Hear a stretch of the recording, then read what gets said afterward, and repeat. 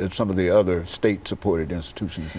It looks a little confusing because on the surface it may seem like those schools are more expensive than state schools or community colleges, but when you look at the kind of nurturing that goes on at the schools, when you look at what all the pieces of the puzzle do to create this wonderful graduate, they're very, very much in line with the neighbors down the street. And in many instances, our schools are right across the fence from a state schools and many times state HBCUs. And so they can hold their own. They really can, because we work to keep our tuition low. That's one of the things that the Black College Fund supports.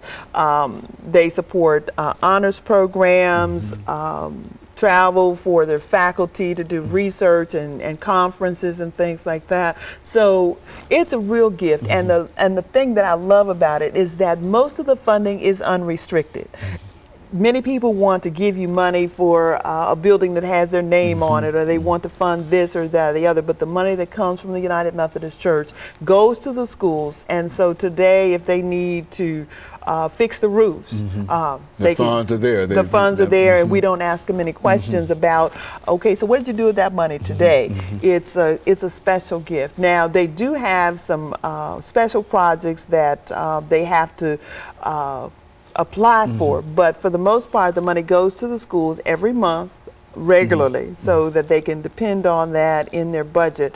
Now, I don't think that if we didn't give them any money they would all go out of business tomorrow, but I tell you what, it is such a gift, so that when we do help them, they're able to nurture the students, and the students they turn out are absolutely amazing. Was just at a Meharry function and looked at one of the Black College Fund ambassadors, and he was just so shiny. He was confident and well-trained, off to Baylor University to do residency, and so the students can compete with anybody, anywhere. They do very well in graduate school, and they're wonderful in every way. You know, I wanted you to say something specific about Meharry Medical College, because it's been there a long time, and you went on to talk about it as if I had already, and that's exactly what, and I think that it has left an impression on you, as if as the institution is really doing a lot of good and positive things. Is that what we're saying? Listen, they have research about what happens with seatbelt use, and Dr. Hildreth and his AIDS research is blessing the world, the worldwide. And so if you look at any of the schools, they are all unique, and even though they look like they might all be about the same, they're each unique.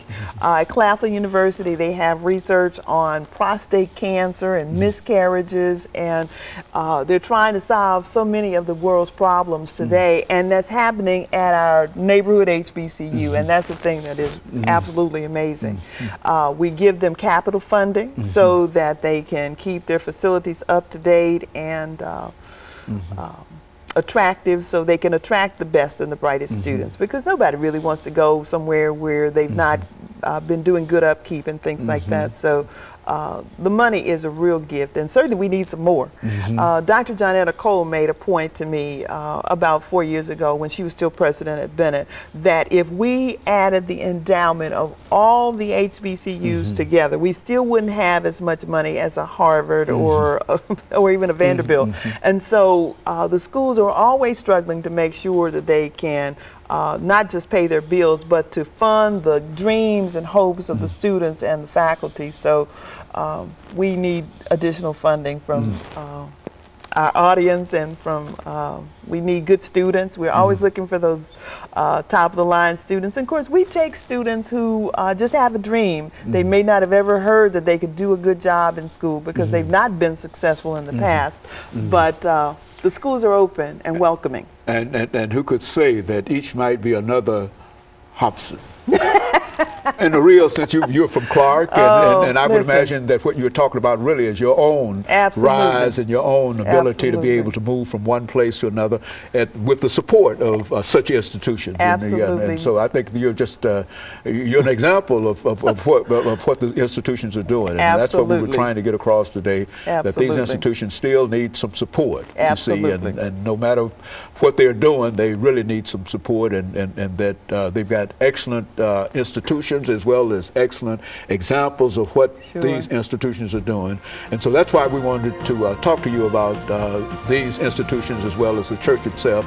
And let me encourage our audience to tune in again next week for another informative edition of Comments. Thank you, and good night.